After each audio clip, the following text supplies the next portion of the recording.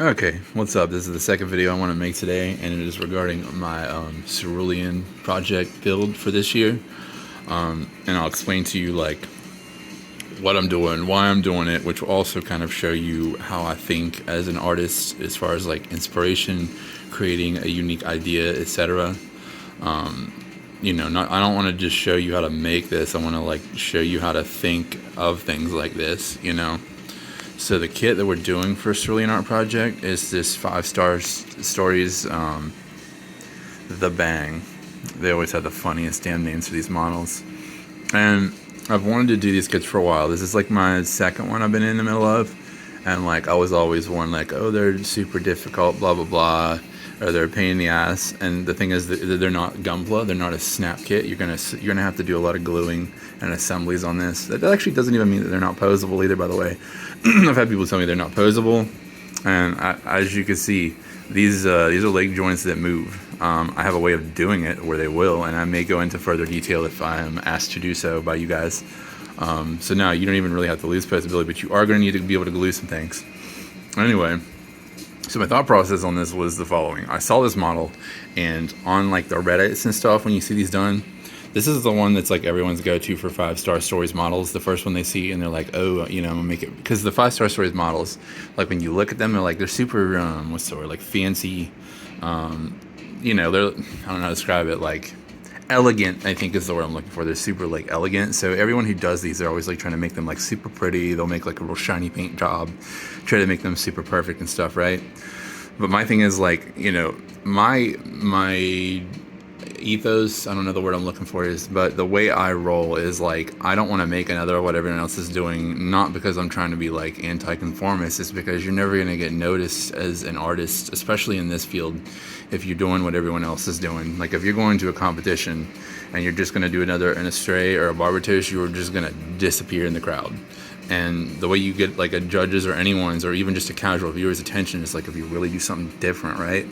So it's kind of ironic that I'm picking the Bang as my entry for what I want to do, to something to stand out. But I have a thought process behind this. It's like I kept seeing them, and I'm like, it's not that I'll do some elegant models here soon, but it's like, you know what? I'm like, I want to trash this elegant model. I want to make it, I want to ruin it, I guess is what I thought. Is like, I'm going to make this thing, and I'm going to make it a monster. It's, it's all elegant and stuff, and I'm going to make it brutal.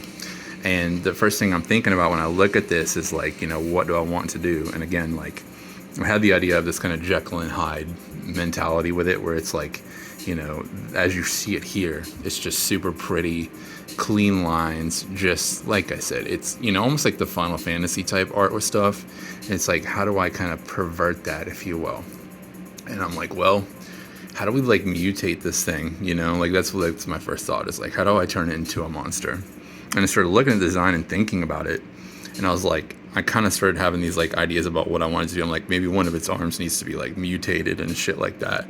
So like we already had the kind of idea. And then I don't know what popped it into my head, but I'm like, this reminds me of something. And actually the first where my thoughts were the beast look to it, I was thinking about a lot of the Warframe designs, like Chroma Prime. That in particular was what I kind of had in my head. But I remember, I'm like, this reminds me of something. I'm like, if you give this thing a robot arm, and it already has a sword, and I'm like, maybe you want to mutate the sword, but I'm like, maybe it needs to be bigger, right? I'm like, this is reminding me heavily of something from my childhood. And then it dawned on me. You know what it was? I'm going to show you what it was. I'm like, son of a bitch. Nightmare from Soul Calibur. And that's when I was like, I put 2 and 2 and 2 together, and I'm like, okay, now we have a direction for this project. I'm like, now we know what we want to do. Now, as you know from my other videos, I 3D print as well. But what you don't know from my other videos, I actually learned something recently, and it's something I literally just came up on the fly, is how to sculpt with hot glue. And that can be a separate technique video, which I can do if you want. And here's the nastiness that we're doing here. So you already saw Nightmare, and if you played Soul Calibur, you know Nightmare. And like what I did was, I went through like my catalog. I have a massive catalog of 3D printed stuff that I have, and I found parts that would fit. So I'm like, I need a monster arm, and I found a monster arm, I think in either Archvillain or Comet Lord's catalog of stuff that I got from one of their Patreons. So this lower arm is from like a Toad King or something. The shoulder piece is, I think, from Cyberforge in the last month or two. They had kind of like a Warhammer Dreadnought-esque, like chaos knockoff thing. That's where the shoulder piece came from. And then, you know, you have to marry the two pieces, and marrying the two pieces was done with hot glue. A lot of this musculature in between the two parts was me using hot glue and then using a hot knife to kind of further sculpt it for my shape. And that's how I came up with that. And I'm like, and I'm not going to do like a one-to-one Nightmare knockoff. We're going to do some different things with it. So like I took another little monster and I like cut his arm off and used the same molding technique to attach the arm to his body to have like another little baby. I don't know, I've always like little creepy little baby arms going on and stuff. If you just want to have a creep factor, add a little baby arm. There's some tentacles in the back here.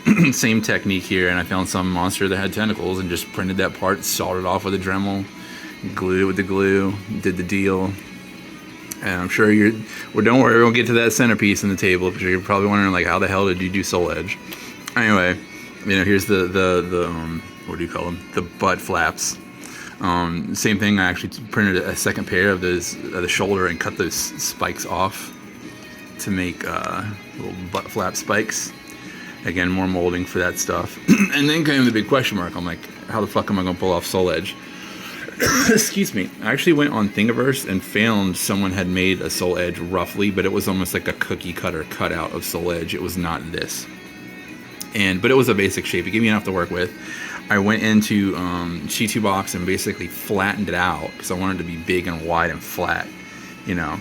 So we flattened it out. It is a little curvy, but don't worry, we can actually fix that with a hairdryer. I'm just not done with it yet. We'll get to that when we're doing final assembly. But anyway, hot glue sculpting, made some meat looking shit growing on it.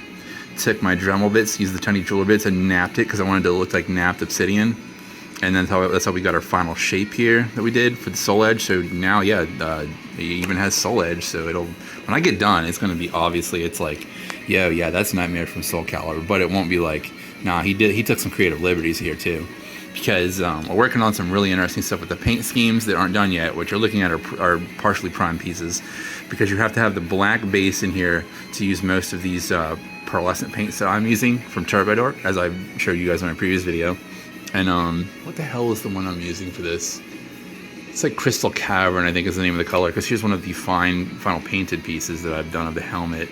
And I'm probably going to do a couple different colors of this to just kind of play off each other. So for the elegant pieces, we're going to have more of a pearlescent color scheme for those. So that's where we're going with the armor. So that's going to be pretty gnarly. I may do some kind of edge highlighting with an actual just a straight metal medium to kind of draw out those lines. I'm going to have to make a judgment call once the paint is done, whether I will feel like I want to use metal medium to do some edge highlighting. If I feel like these parts don't pop enough visually, you know, then we'll look at the edge highlighting. We'll make that decision when we get closer to the finish line. But yeah, like I said, a lot of these, like, you know, the newer Siberia, you have to have a black base coat, so that's what's done here.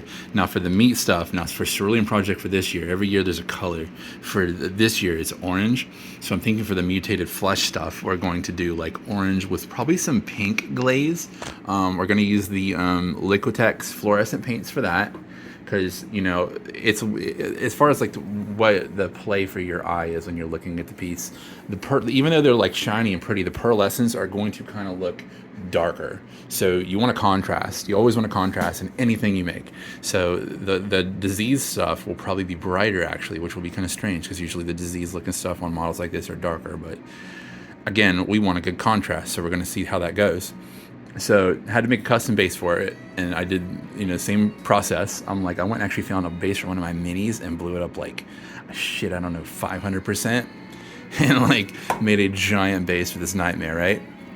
But again, I wanted to tie the motif of the two pieces together, so what we did was same thing we did for the mutant parts, you know, hot glue sculpting here, some 3D printed monsters, and I melted them into the shit. This leg keeps falling off. I don't even know where it fell off of, and it'll have to be glued back on. Anyway, but yeah, the base will have a similar design. I don't know if I'm going to really do the rocks in a pearlescent per se. I may, but I know for sure the mutation stuff will be the same orange and pink color play that we're talking about here. I'll be working on some of this today. I'll probably post some photos of it on my Insta as I go. So that is my video, just talking about Cerulean Project, what I'm doing with it, and where we're going.